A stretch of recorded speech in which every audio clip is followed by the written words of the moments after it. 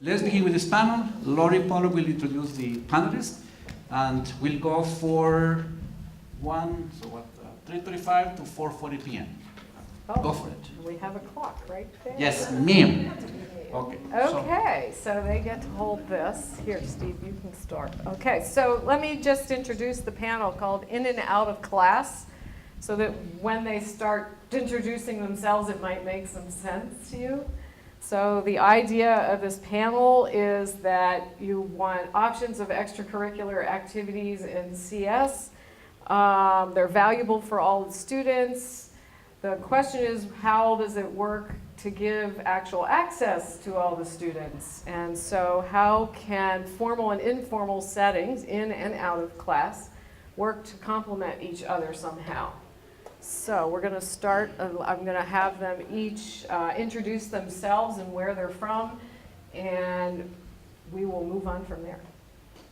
Hi, good afternoon. I'm Steve Goodgame. I'm from Norman, Oklahoma. The weather's there just like it is here. Yeah, not really. I'm the executive director of the KISS Institute, and I'm just going to leave it at that. If you want to come up and see me later and ask me actually what it is, that's great. We do educational robotics. We do a competition robotics piece, mostly an add-on to the school day, middle school, high school, and then we've got an educational piece, 3-year-old through middle school. We're now in 700 schools with that one, and it's totally educational with the curriculum and professional development and the whole thing. So I'm very familiar with the out-of-school space. We've got about 50,000 kids a year. We're in 13 countries, 12 U.S. regional events. So any questions you have around robotics, I'm probably your guy. Hi everyone, my name is Stephanie Rodriguez. I'm the Director of STEM Policy at the AfterSchool Alliance. The AfterSchool Alliance is a national nonprofit that does policy, research, field development in support of after-school and summer programs across the country. We provide technical assistance to statewide after-school networks in all 50 states. So if you're from a state, your state has a statewide after-school network. And from a policy perspective, our main goal has been to protect the single federal funding stream for after-school and summer programs, which is the 21st Century Community Learning Center program. But with the new education law, of course, states have increasing ability to dictate how learning is happening in their states. So our organization is evolving to have a heavy state-level policy presence, and so I have been working with a handful of states very closely on their state-level after-school STEM policy and advocacy efforts, a lot of which, as you can imagine, involve computer science and technology. All right. My name is Tim Sisson. I'm the STEM Curriculum Manager for Cleveland Metropolitan School District. I am actually a late blooming educator. Came into education in my late 20s from working in a research laboratory, and one of the first things I did was actually work with the AfterSchool Alliance in Akron, Ohio to roll out some programs as a graduate student in Akron Public Schools. And through my journey, I ended up in Cleveland here and working to support, we have 64 K-8 schools, 104 schools total, about 39 high schools, and supporting after-school and summer programs. I think that's, yeah. Okay, so I'm going to ask them one question, and we would like you to start thinking about your questions. We don't, and we were going to kind of make it more of a conversation. If you run out of questions, then I have backup questions. Okay? So my first question is, can you tell us about how out-of-school programs are being made accessible to all, and what challenges you've seen in making them accessible to all? That sounds like a question for me. So when we talk about for all, we spend a lot of time thinking about who is the all that we're talking about. When it comes to after-school opportunities, one avenue, right, is the 21st Century Community Learning Center program that I just described. That federal funding is distributed based on Title I formula. So we like to think of that as one way, right, to target opportunities and resources to low-income schools and school districts based in states. Another thing that we do is sort of you don't know where the gaps are. You can't identify STEM deserts, if you will, unless you have the data. And so we spend a lot of time providing data grants and understanding opportunities for statewide after-school networks just to sort of gather a landscape of opportunities in their state. And what may not surprise you is that some of the communities most in need of these types of opportunity are rural and low population density communities. So think if you're in New York City or Minneapolis or even Indianapolis, right? In a city that has a lot of industries around, there are many more opportunities to get private investments, philanthropic support for the awesome things that you're doing with your kids when they're not in school. But sort of thinking about what is that return on investment for people who are investing in this sort of space when we really want to see sort of, if anyone's in some of the earlier conversations, investments in opportunities in tribal communities that are not necessarily where you're gonna get the most bang for your buck in terms of the number of kids reached, but you definitely get the bang for your buck in terms of closing an opportunity gap.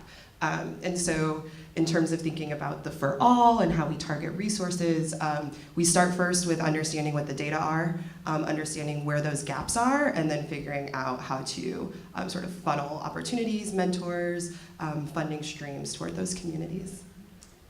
And so kind of building on what Stephanie said, data points. We have 64 K-8 schools, and just understanding what they're doing, it's like herding cats. Principals, teachers, they're under a lot of pressure. They have a lot more to do than to respond to one of my emails, to fill out another survey, another form, another thing to do. And so knowing what's going on, what students are being engaged in, and then once you do know what the quality is, when you're in an urban district, everybody wants to come for your children. Everybody wants your demographic. And that's good, and it's also challenging because people come with a lot of not so high quality STEM learning opportunities, in this case not so high quality CS opportunities. And just sitting down and programming can be great and doing some code.org, but you can also have some detrimental effects. If you bring the wrong person in after school who says, yeah, I work for such and such IT company and our busy time of year is December through January and I haven't spent Christmas with my kids in 3 years, you can really turn off a group of middle schoolers quickly. I mean, you can turn off a group of anybody by saying that. The other piece too, and I lost my train of thought, so I'm gonna turn this over to Steve. Turn off the light. Thank you. So we work in a lot of rural areas. I grew up in southern New Mexico, right on the Mexican border, second. I think they were only at the very bottom for poverty in counties in the U.S. Even, I think one county in Mississippi would beat that county. Extremely rural, a lot of migrant farm workers. We now work in Oklahoma. We're in 70 Muskogee Creek Nation schools. They don't even have internet in a lot of those schools, even in 2018. So I don't want to be the fly in the ointment, but after school just doesn't work. I mean, even if it's funded, those kids have to go home and babysit, or they have to go work, and so the frustrating thing for me is the kids that I really want to target, the kids that really would benefit more from this, are just not there. I can't catch them after school. So we put a significant amount of time into going into the classroom and trying to figure out, often we start after school, but the whole long game is how do we actually get it in the classroom, because that's where the kids are. So I would echo the thoughts in urban areas, there's a million programs. We partner with lots of 21st century grants and those kind of things. They all work really well, but we're still missing a segment there. So. Questions? So this goes neatly into the rural concept here. I'm from Pittsburgh, and we have the very stereotypical IRIS-I model of a heliocentric urban district, a suburban zone, and then a very wide rural band. We're also in manufacturing land in the Rust Belt, right? So that's the picture. What we're noticing is we did a survey around some targeted rural areas, and what the data came back, it was highly qualitative, it said was there was a deep resentment of this notion of anywhere, anytime learning, right? Like you said, doesn't work for that context. And so when you're thinking about network building, as we do in Pittsburgh, how do you start to think about the assets of those rural spaces? For us, we're starting to see trends in partnerships with industry way better than urban zones, particularly through apprenticeships. Can you cite other examples of that? So I wasn't going to touch on apprenticeships.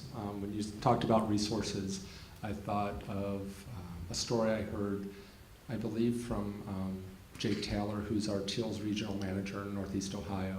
And the story, and maybe Holly shared this too, of one of our school districts put hotspots on their school buses and parked them in different communities, and there was a schedule so that at least those communities had internet access, broadband, something that they could use. And so, you know, when you start thinking creatively and outside the box of how can we bring access to our students to communities that don't have it. Was that? There was an Okay. extensive study in Idaho around the same thing, I think in 2014. Mm-hmm. Yeah? I think there's also a group in South Carolina that did that. So that's awesome to hear that there's several, and we need more of it. Even in the city, we have a lot of dead zones in Cleveland. I want to say we were one of the worst for broadband access in an urban setting. Now, building on apprenticeships, working with TEALS has been an awesome experience with us in building our CS capacity in high school. But what I love about it more, and that's, now this is the in the classroom piece, is they're bringing in and modeling computational thinking. They're modeling problem solving, not just for the students, but for the teachers. And so it's this embedded professional development model that allows the teacher to have a little less anxiety about the content. And, you know, coming from a science background, I understand that even some of those principles can be really challenging. And so when you're new to CS and you sort of get it, but you really don't, you're teaching Java for the first time, you know, and you have the other pressure of test scores, there's, you know, it can limit you, it can give you tunnel vision. I just a comment on apprenticeships, I guess. It's a space that we've been thinking a lot about, just in particular how our after-school and summer learning programs engaging with different Department of Labor opportunities. And I think within this community, we don't necessarily use the language the way it's described formally within policies. And so we've been thinking a lot about all the myriad partners our programs have. You know, Boeing is investing in after school and summer programs in X, Y, and Z city and 3M in Minnesota and all of these opportunities, but are they connected to those businesses' registered apprenticeship programs? And largely they are not.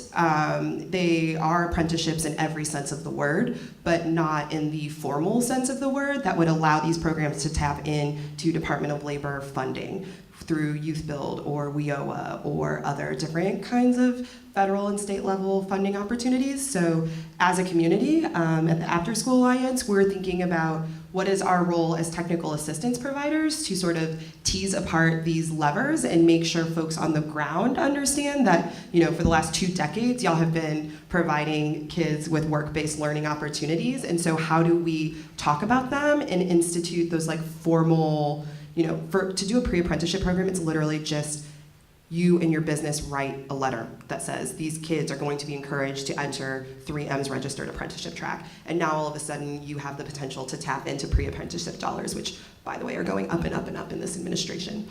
So we're thinking about sort of those different kinds of deep policy levers and when they are appropriate for some of the like grassroots organizations to tap into.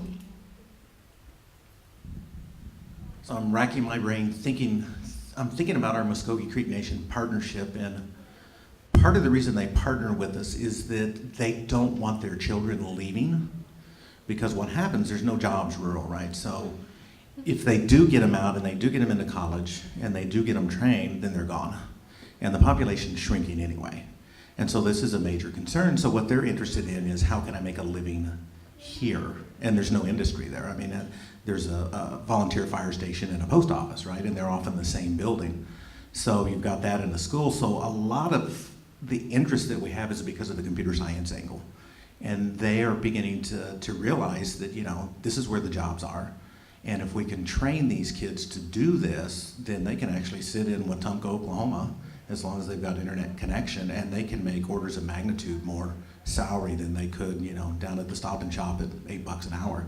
So there's a lot of interest in that, and I think a lot of rural communities see an interest. I was thinking about apprenticeships. They're just not there, you know. And when you get really rural, they're just not available. So.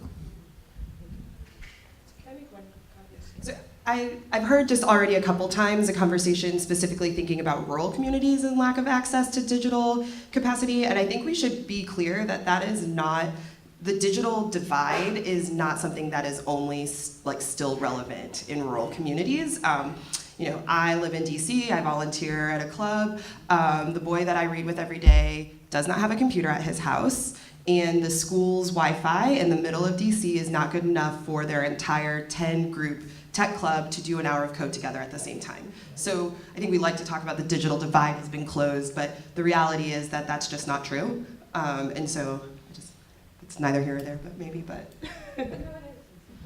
No, and so the digital divide, prevalent everywhere. I mean, I don't know if it's gotten much better. But talking about apprenticeships too, why not in the school? Why not in the school system? One of our schools, John Marshall School of Information Technology, the first IT school in Ohio, students can start becoming tech support for the school. And there's actually 3 schools within the building. And so it's a way of alleviating some of the stress on our IT department while giving those kids real experience and trusting in them. We don't trust our kids enough to do work. I've seen middle schoolers be IT support. I know elementary kids who can probably solve things better than I can with a computer. So, it's trusting our students, trusting our kids to do the work, and why can't they get paid $10, $12, $15, $20 an hour, whatever your community can afford to get the work done? Our apprenticeships are right there in our communities. That's a good point. I've seen schools that are doing that, yeah. So, I don't know, just a poll here. How many people are working with schools or clubs or libraries where internet access is actually a problem? I know we're finding the internet is more of a problem than the lack of desktops or laptops that are working. Yeah. I think the latest talking point on that is that the average district is using a router equivalent to a home router. Yeah, so put it in perspective. Yeah. Just how many people are from informal, representing sort of an informal stakeholder group? And then the rest of folks are formal learning people? Okay, researchers then everybody else? Just Working curious. with informal, yeah. How many are educators, teachers? K-12? University? Well, else we get all the categories. We don't want to leave anybody out. How many people are government agents? I knew there was one. So let's talk about partnerships. If we're trying to complement each other somehow in and out of class, are you all involved in any kind of partnerships, and how did you establish them? What are they like? So my example isn't CS specific, it's more STEM broad. Working with the National Inventors Hall of Fame, which used to go by Invent Now, they've been a great partner. One thing I have to say is our schools, we follow a portfolio strategy in Cleveland, which means schools can choose. They really control about 85% of their budget.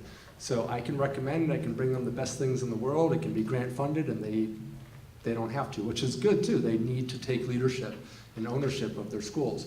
But with working with NIF, they've been awesome in listening to what I need.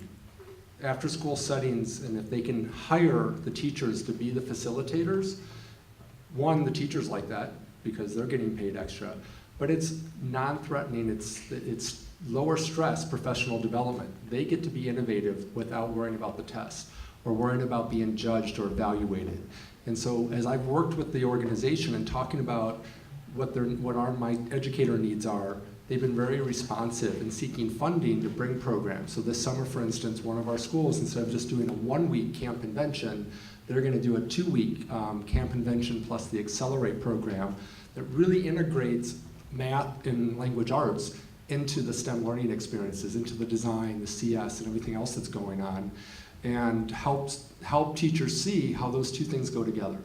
Because in the K-8 world especially, it has to be integrated. There's too many other pressures. And that partnership's been really strong, and I'm hoping to grow that throughout the district. So we see a lot of interesting partnerships develop through the statewide after-school networks. A lot of the leads of these networks have been active in their states and in their communities for a long time. So we like to say, you can't find a friend when you need a friend. You have to be building your friends along the way. And so we just try to ensure that folks know that this doesn't happen overnight and that it requires sustained interaction with the stakeholders in your community. That said, is anybody from Indiana like I am? So Indiana has STEM schools. There's a definition of them. There are different ways that you can become a STEM school. But one of the things that the Indiana state government has done is if you are a STEM school, you must also have a robust after-school STEM offering. And so the idea there, right, I think, I came into the after-school space after the expanded learning day debate had sort of quieted down. But the idea, right, is that of course, we want kids like having more time to learn, but we also want them to have the opportunity to learn in a different way in that setting that you've just described that is good even for teachers to be developed. And so we love this idea of sort of the state government chiming in and saying, this type of informal, authentic STEM engagement is something that we don't necessarily have time to ensure kids can get their hands on during the school day. And so they use that as a mechanism to ensure that kids have an opportunity to sort of engage that way. Another opportunity that we're really trying to think more deeply about for all of you that are at universities, federal work studies students are largely under-tapped for their content knowledge and their ability to serve in their local communities. Obviously, universities have an incentive to keep those federal work study students on their campuses, like filing papers and working at the gym like I did. I would much prefer to be at an after-school STEM program in the community, right? So universities are allowed to spend a certain % of their federal work study dollars on external community placements for their students.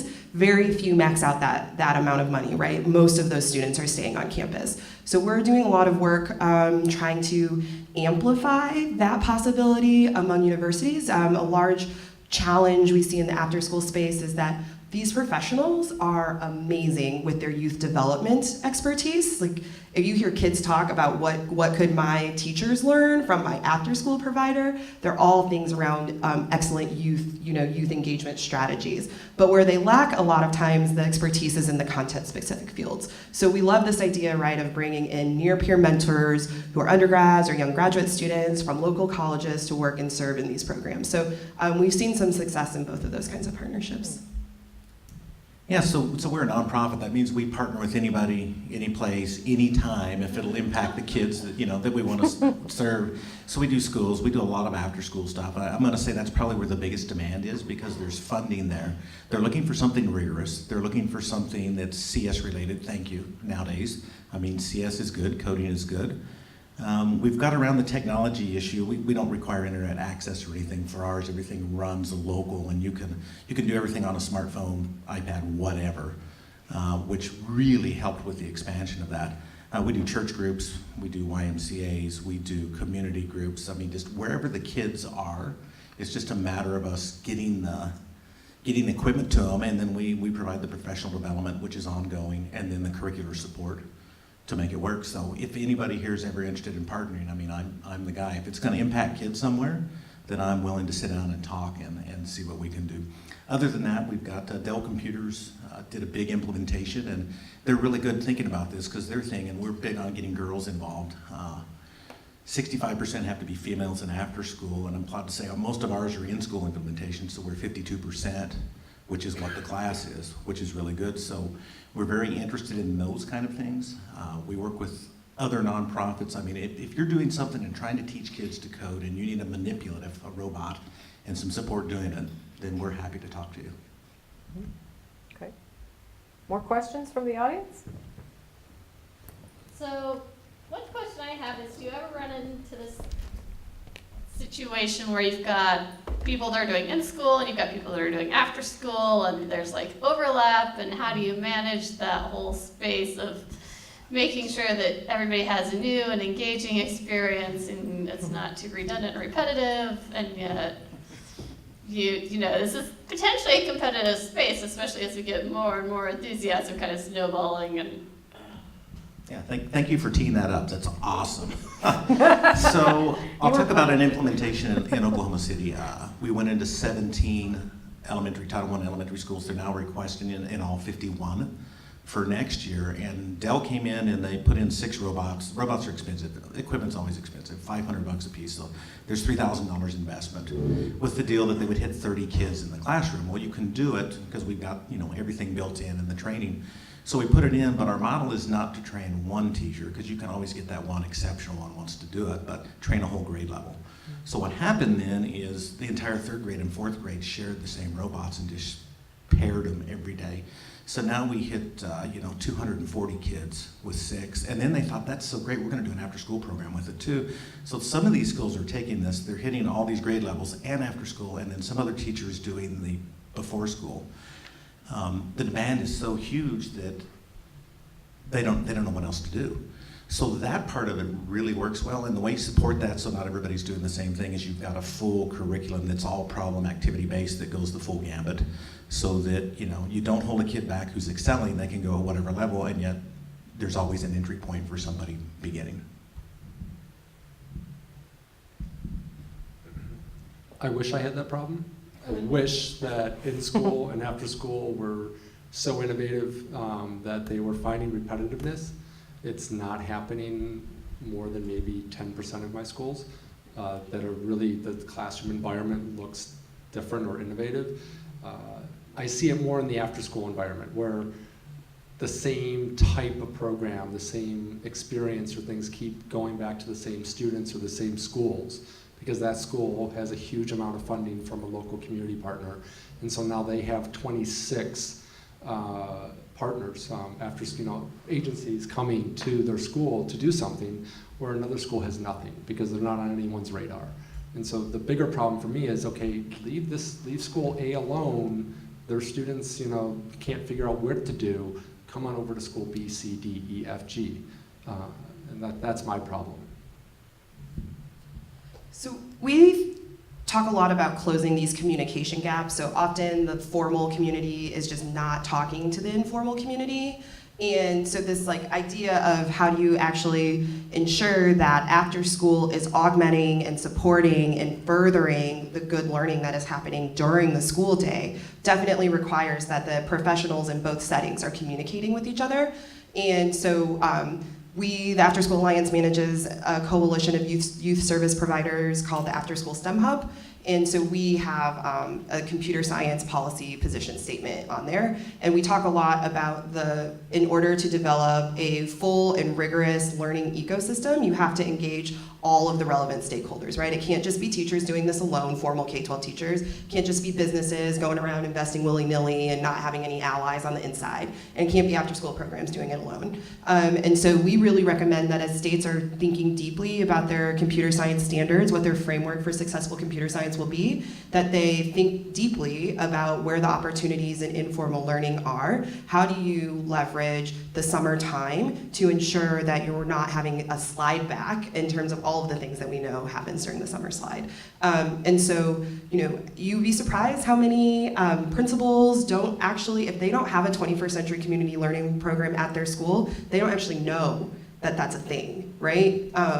But really, if every group of superintendents was aware of how their Title IV office was working at the state level and at a district level, there would be many more opportunities to sort of link the conversations that those communities are having. So a lot of part of that, we think, is sort of closing that divide in communication. And I think a lot of that too goes to professional development. So we help informal educators think about NGSS and think about how they don't just sort of throw an activity at their kids, but they think about quality and they think about how it aligns to standards that we know kids in this grade span are likely to be engaged with. The better that communication is between these service providers and the formal teachers, the more rigorous that connection can be.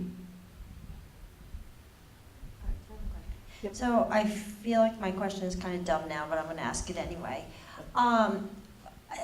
I do some informal education after school for girls, and I'm really questioning, well, now I'm starting to question the quality of what I do, but has anyone proved that this is effective?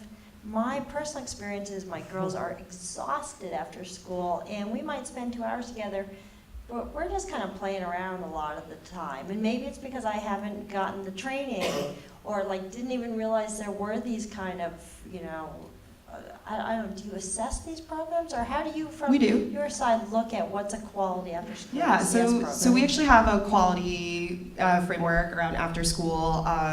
There's a recent report by the Harvard Pear Institute that did deep research studies across 11 states, over 160 programs, over 11,000 students, using the Dimensions of Success evaluation tool. So the DOS tool, DOS, Dimensions of Success, combined with the Common Instrument Suite are together a great way to think about evaluating the quality of your after-school STEM program, in addition to how kids are viewing their growth in terms of 21st century skills like persistence and collaboration, and increasing their STEM identity, their knowledge of STEM careers, their interest in those careers. And so there's a deep study, that's the study that I just mentioned, came out just this past year. That Secretary DeVos likes to say that there's no evidence that these programs work, so we just spam her every day with report after report after report that these programs are effective. But the question is, what do you mean by work, right? So if you want to say these programs work to increase this student's performance on a standardized test and therefore increase this kid's performance on a report card, you may or may not see that.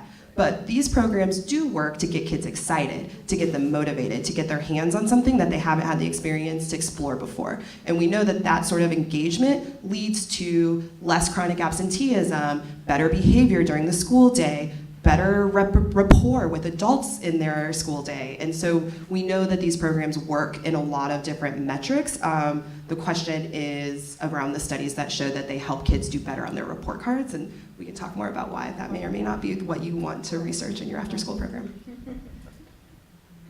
She steals everything I want to say. Just ask your girls. Sit down, you know, talk to them. I mean, I think you do. And what are their interests and how has that changed? Have them reflect and journal. So I'll give you some feedback. You know, you can go to the DOS, you can go to, you know, PAIR and do all these formal things if you have time. Take a look at where they're going. Girls from the same school, see what they're doing compared to your girls who are coming to your club, and see what classes they're taking next year or what their interests are and things like that. Send out a brief survey to their teachers and just do some informal evaluation on your own. And that'll also inform you of what you need to do differently or what you're doing really well, or just getting to know and build deeper relationships for a longer mentorship. Do they still come?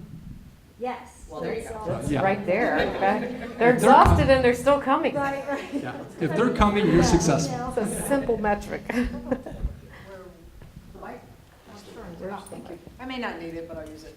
So this is a question for you, Stephanie. And you're showing up really good, by the way. All of you are, but she's pulling out the facts in a very impressive way. So you were talking about the integration across school day and after school day, part of the day. And you were talking about communication is so important. You've got these different stakeholders. They're coming from different parts of the community, and they all have the best interest of the students and their future and our communities is at heart, right? That's what they all care about.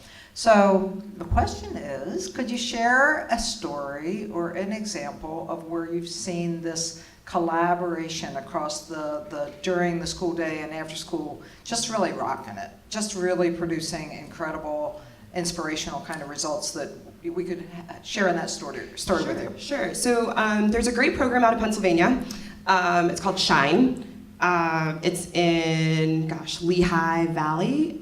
It's a collaboration between Lehigh Valley Community College, the after-school programs there, and the local schools. And over the course of a decade, right, of this partnership, they've been able to build an entire scaffold from K to 12 that brings students through this entire process of STEM learning, where they are engaging with teachers to understand where gaps in their students' knowledge are. So some of it is tutoring support when that's needed, but not every kid is going to only be getting tutoring. That's not authentic STEM engagement, right? So they figure out ways to work with the teachers across the grade spans to understand where gaps in learning are.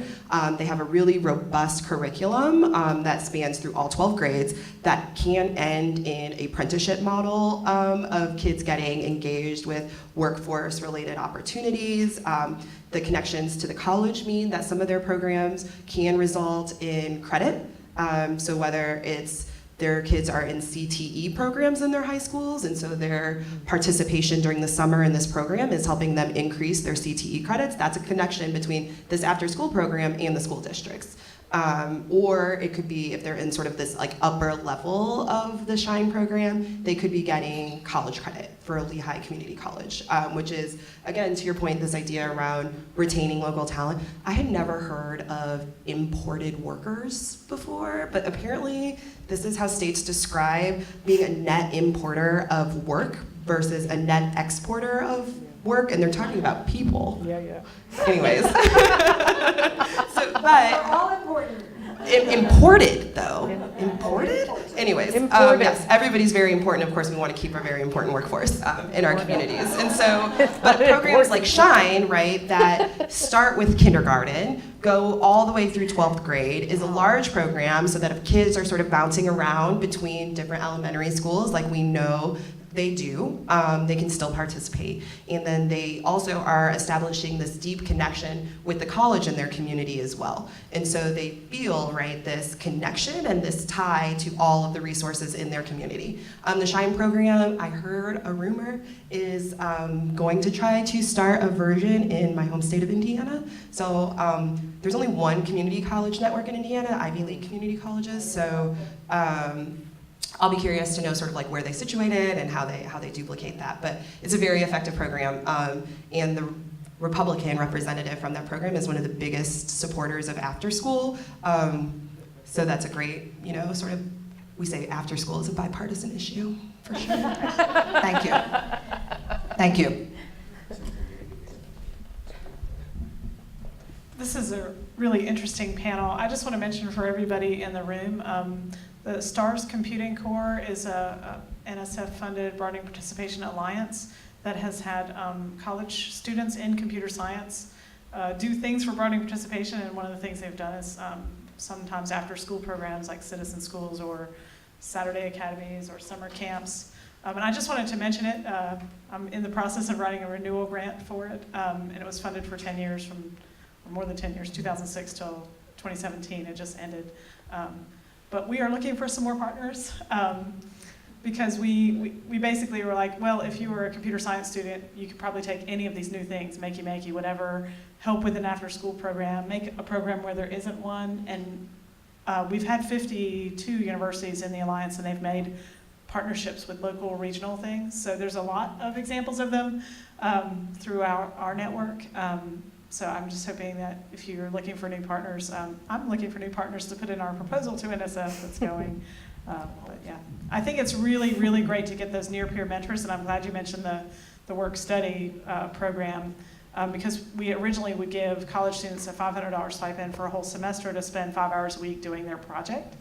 And it's a student leadership development program, and we've shown it's been effective for underrepresented minorities and women and regular people, majority people, in building identity in computer science and sense of belonging and retention and GPA for the college students.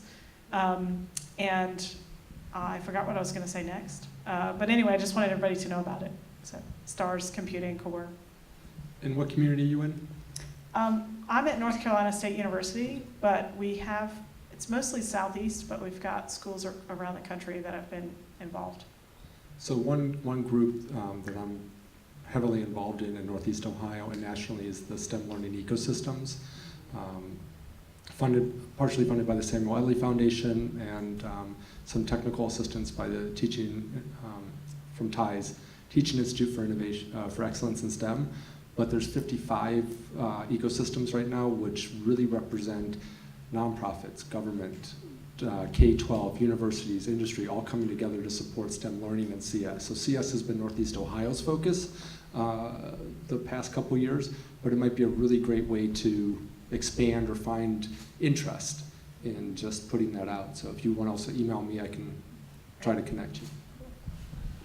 Just a comment too about that. I like to say, people are, should we be researching computer science and after school and informal places? And the reality is that these programs are going to happen whether we ensure they are of high quality or not, whether we provide the resources to make sure they're equitable or not, right? People are going to do this, whether the experts in computer science education are contributing to ensure that these are high quality and robust experiences for all of our kids. So I think to your point around like these NSF projects and collaborating into the STEM learning ecosystems around this collective impact approach to ensuring that all of our kids are getting access to rigorous STEM learning, none of these stakeholder communities should be left out as we think about quality and access.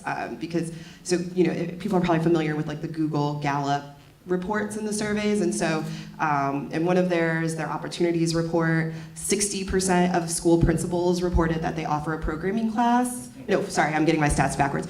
40% of principals reported that they had a programming class in their school, and 67% of those principals said, but we do have clubs and after-school programs that provide kids with opportunities to get their hands on this learning kind of opportunity. And so just a plug to ensure that these programs are receiving some of that quality attention and that the professionals who are engaging students in these programs are included in professional development opportunities like you've described.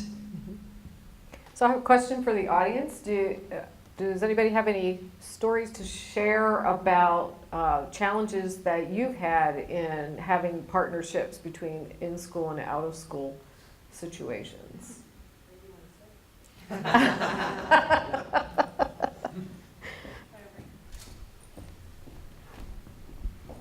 Because maybe they can help you. See? So we challenges, all of them, but our biggest challenge is getting the word out of what we're doing. Where are you located? I'm here at Hartnell College in Salinas. I'm the director of the K-12 STEM programs for the college. I work with the local school districts. I have contracts with them to run Coder Dojo, Introduction to Coding, and a NASA program. And we serve 7,500 kids per year. And I've never heard of any of your organizations, and I'm embarrassed to say that, but I'm busy doing what I'm doing. And I would like to know, how do we get involved? Like, how do we contact, or how do we tell our story? I've been asking this, I think, in every panel, and I've been trying to collect information on how to show, because we have best practices that we've learned over the years. And I think that what you were saying about the community college students, I hire them to teach my coding program. And I pay them really well because they're computer science students. They're professional experts. I can't find anyone who knows how to code the way that they do. So, and then it's a long story, but and we also use service learners from the California CSUMB program that have embedded the service learning in their school. So students have to take 30 hours of service, and they come to that same program. Even the ones that I pay, I don't pay them that quarter, but it's very doable.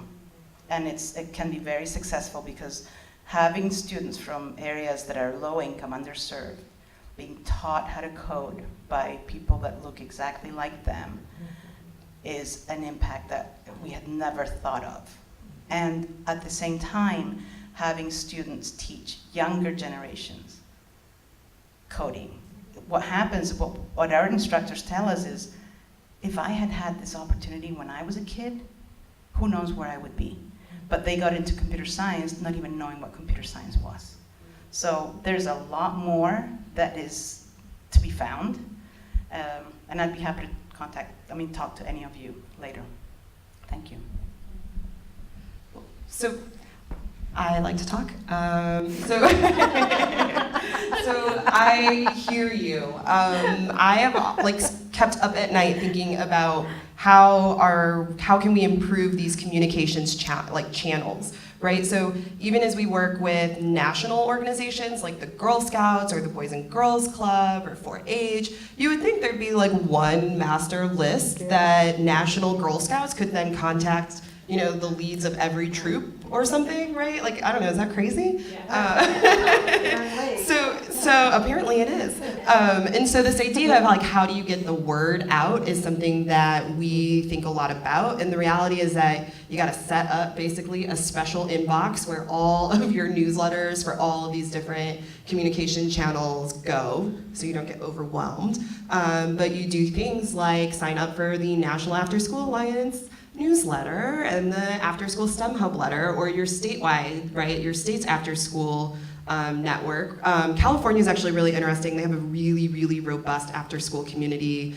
It's one of the states where after-school professionals are their own class of professionals. Like in a lot of other states, it's formal educators who are also doing the after-school thing and vice versa. And so there's a lot of interesting ways, and we could talk more about that. But I would also say, like, don't sleep on social media. It is really, really effective. So yeah, I mean, I think I tweeted one thing about Tecnologica's Lift at the CS for All Summit. I had 4 DMs asking when it's coming to like different cities across the country. I didn't have the answer for them. So it's just encouraging people. I think a lot of folks sometimes are nervous to get involved or don't think there will be a return on the investment. But if you do it right, if you hashtag CS for All, Evangelist Ruth is going to make sure that that information, right, gets disseminated and amplified. So those are some strategies. Yeah, I'm the old guy who doesn't know the social media, and we've got the same problem. I mean, we're serving all these kids, but there's only 5 full-time staff, right? So we're going 5 different directions, and we actually got a college student to start doing it for us, cheaply on the side, and it's helped quite a bit. I wanted to touch on something you said about younger students, because what I've been talking about here, we do a middle school, high school program, but I've been primarily talking about an elementary program. I taught middle school for years, taught high school for years as well. And I can tell you we're not starting young enough. We've got to catch them so much more. We got to catch them early, especially these high-need, underrepresented kids. Because if you're waiting until middle school, it's too late. They've already turned off to math. They're already out, and it's just not going to happen. I'm sorry. I've taught 10th graders algebra, and anybody who knows what 10th grade algebra is, that's the kids who didn't get it in 6th grade, 7th grade. It's too late.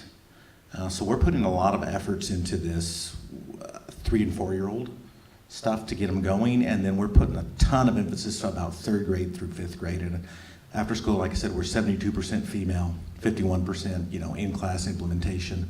We were part of the Harvard Pair study. Girls' STEM identity and STEM efficacy was the highest they saw of any programs they looked at. Standard deviations 2 above everybody else, and the reason is because it's very technical and rigorous. It's a female coach who's helping them. It's not a competition, it's collaborative.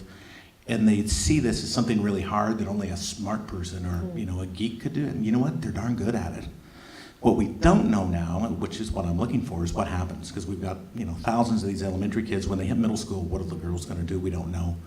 We're currently working on a curriculum for middle school targeting teachers. So even if it's in an after-school setting, at least they have a scaffolded thing that they can follow and do. So start early if you can. That's my pitch. And start with their parents. Or include their parents, I should say. We did a STEM night end of April at one of our K-8 schools, and I was in the CS room, and luckily they have a computer teacher who's not just a computer teacher, but actually doing computer science, which is one of the clarity things that we need to continue working on, because so much confusion is still around computers and keyboarding and a disk drive, which is hilarious to see, and what computer science is and computational thinking. But when the kids walked in, because I knew they all had some computer science, I said, you're not allowed to touch the computer. You're teaching mom, dad, or grandma and grandpa, aunt and uncle. And it was really cool. If you go to my Twitter, and I don't tweet enough because I'm just horrible at social media, but there's a couple pictures with these younger kids showing grandma and grandpa how to code on code.org. And so getting them to value that and see how easy it is that they can do this at home, and they can do something on your phone when you're at the grocery store and they're ready to, you're pulling your hair out. So I have a 3-year-old, and so I'm surprised I have hair. So, but these parents are walking out going, can I do this on my phone? What's this? It's code.org. I mean, it's literally 7 letters to remember, 8 characters altogether. And so engaging the parents, getting them excited to realize they can do this with their kids, that their kids can do something productive at home on their phones, on any device, and then they'll stay interested, hopefully. Mm-hmm. The other thing you said too, and I want to draw something that Stephanie said, was the professional development for teachers and out-of-school providers. Do it together. There's not enough done with formal educators and community partners together. It is a challenge. It is a real big challenge because of schedules. Finding opportunities, though, we had our Metropolitan Housing Authority working with one of our schools and doing some PD together, but also talking about the scope and sequence. And so when they were offering programs on their estates, where their kids were going after school, they were aligned with some of the things that we were doing in the classroom.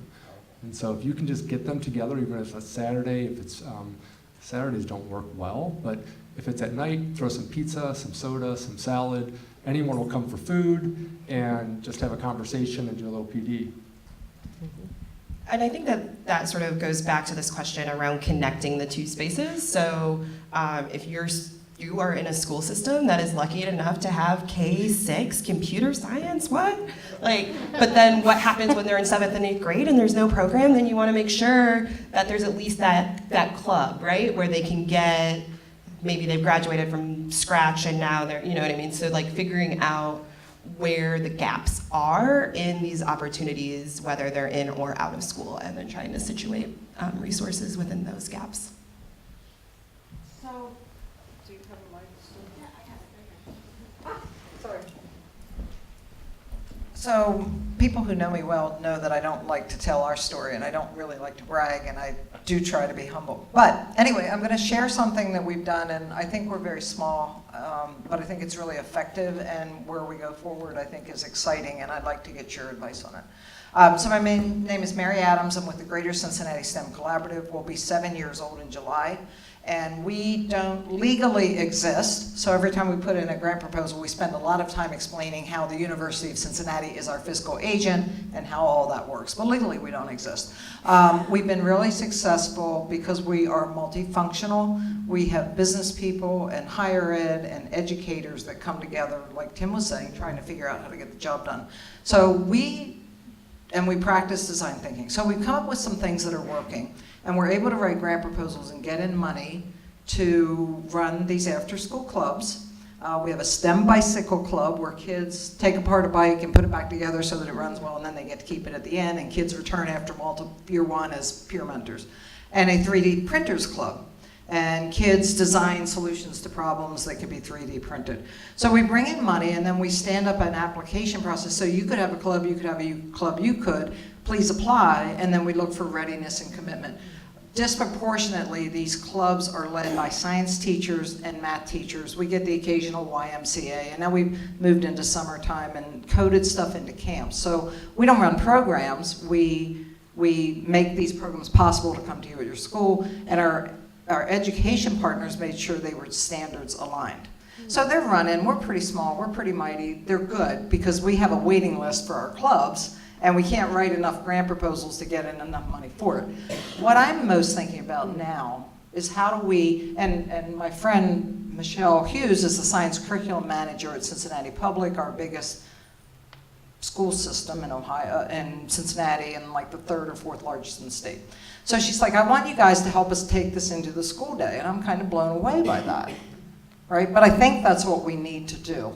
So what my brain is full of is how do you take good practice from out of school that was well conceived and well designed and iteratively developed and it's working, and help teachers and more of the teachers do this in this humble way, because like the educators know education, what do we know?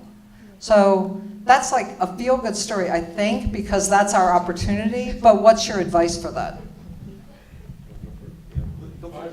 She's dying. Oh, nobody wants to answer. Tim.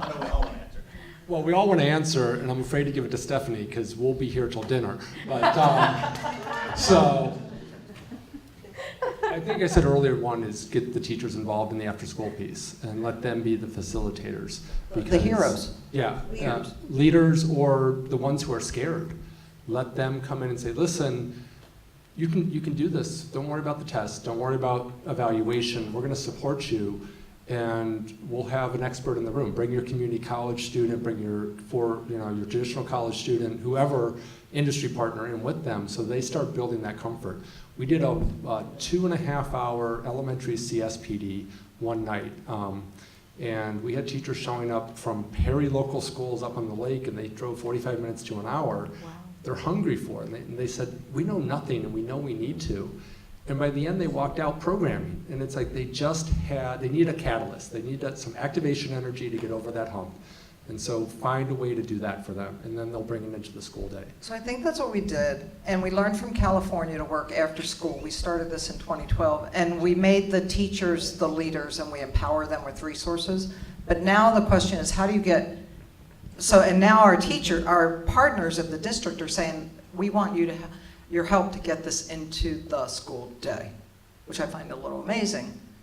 Okay, so I think you said it was a smart thing to involve the teachers, but how do we get it beyond this after school into school? What's your lesson learned on that? Wow, so thanks for teeing that up for me. Yeah, my thing is it needs to be in the school day. I mean, I love after school. We're primarily an after school, but we go where we can. You get that from me, right? We'll partner or whatever, but the real scalability and the real impact here is in the school day. That's where the kids are. And the only way you're going to do that is by empowering the educators themselves. You've got to empower the educators, but we found it's hard to get into it. Some districts won't even talk to you unless, at elementary, if you're not doing math or literacy, they're not going to talk to you, period. Because the minute you mention STEM or CS or robots, you're out the door. I got my first Lego League team down the hall, and I said, okay, that's 10 kids. What about the other 980 in the school? That's the ones I'm talking about.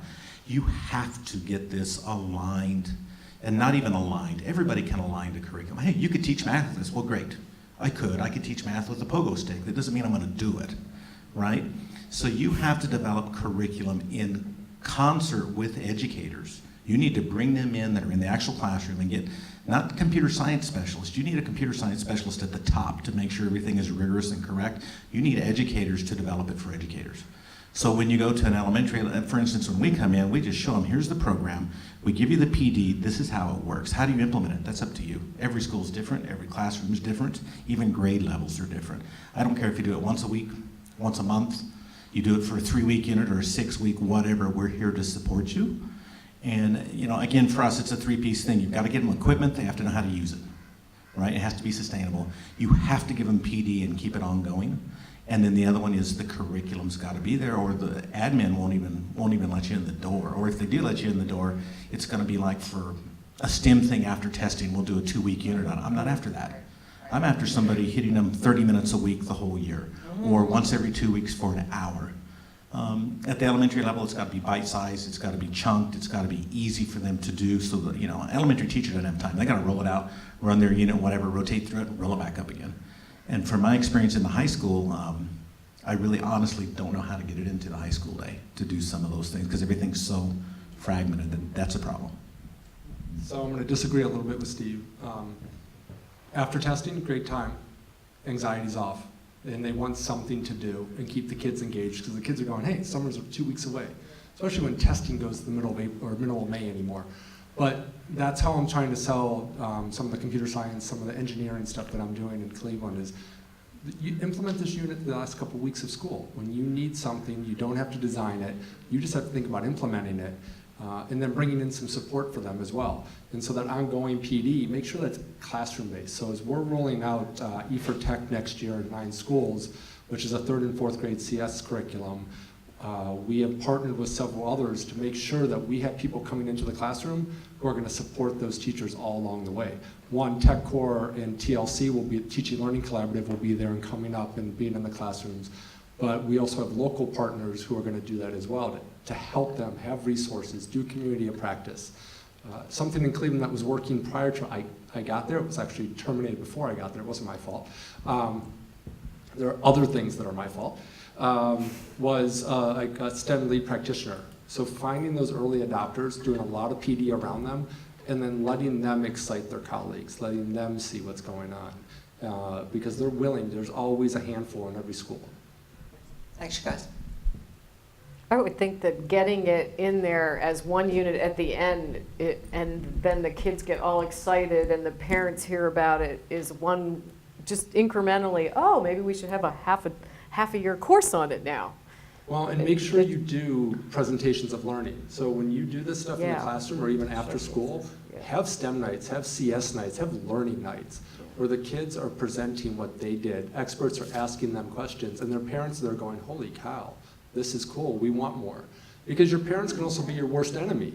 Well, I went through school, I went through 13 years of formal education, plus college, plus grad school, and this worked for me. Where are those questions 1 through 20 for homework, evens tonight, odds tomorrow?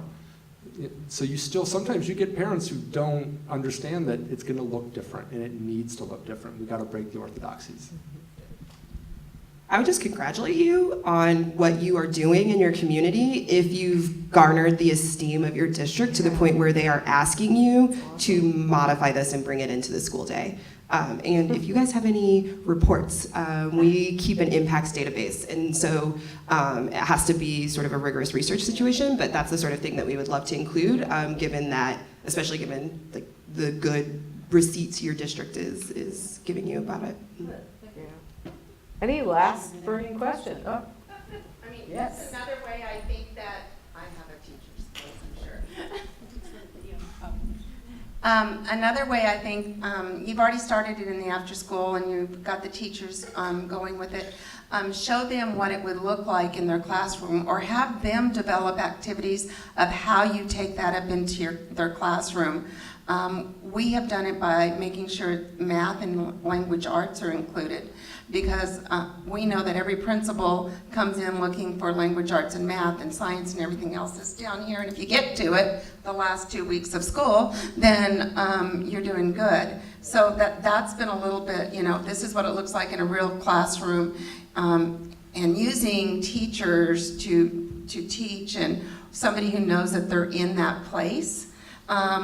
I know that they said that they're using some CS educators and different things. We don't have as much luck with that, especially in the elementary.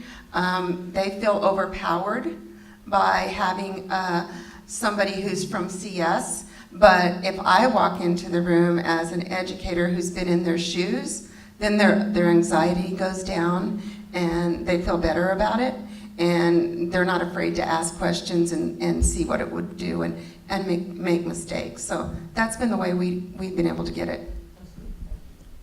And that's why Cleveland went to K-8 schools, was so that similar to educators coming down, but middle school kids coming down in elementary.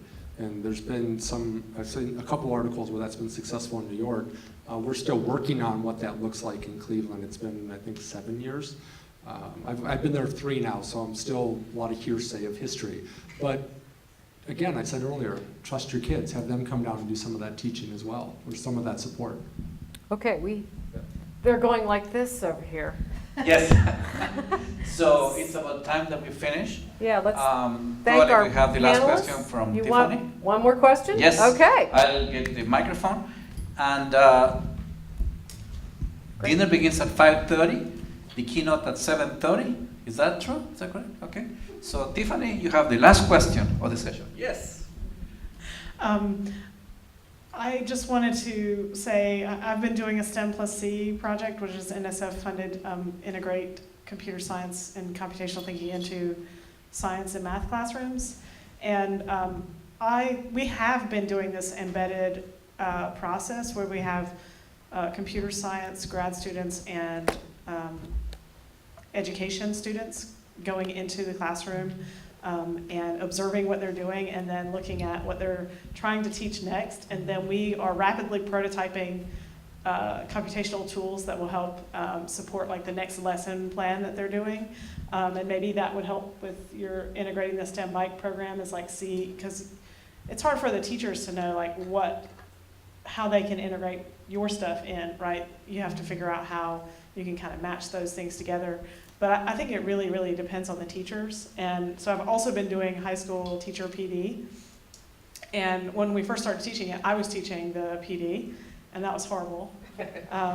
So I totally agree with get some STEM lead teacher, the teachers have to convince the other teachers, right? So all of our PD now is led by teachers. I mean, we haven't got to that point with our STEM plus C project, but the point you made with like another teacher coming in, they can listen to another teacher. If they see somebody come in, even your STEM bike people, they're gonna be like, y'all know all that stuff. I don't know it. I've got stuff that's important for me to do in my day, and I have to differentiate for every kid, and I've got all this work to do, and you want me to do this extra thing. I think like building a trust and partnership with them is really important. So we've been trying to use the research practice partnerships approach, where we come in and we say, what do you need? And then we'll help you, we can make some stuff for you. I think that's been a really good approach, and it's like, at least, even if we try things that don't work, we know they trust us and that we're allowed to come in their class any day. We come to their PD, like, their planning period, and that that makes a big difference, because even if you don't know what to bring in at first, if you're kind of get in there and talk with them, then eventually, you know, you can find the right teachers that want to work with you and kind of refine your stuff for the classrooms, and then they can get other teachers to buy in. So it wasn't really a question. I was just going to say, like, all these things are good to try. I mean, we try everything, and a bunch of stuff doesn't work, you know, but you keep trying. Keep trying. Yeah. Somebody told me a trick recently that I want to try, which is like, you know, because I like getting college students to go back to schools that they went to. And the teachers that, somebody was like, hey, get those college students to go back to their own classroom, to the teacher that was their favorite or something, and go back and try to do something with them. That might be a great way to do that. Anyway, thanks for the panel. All right. Awesome. Thank you, panelists. Thank you, audience, for all your great Thank you. questions, too. Bye, everybody.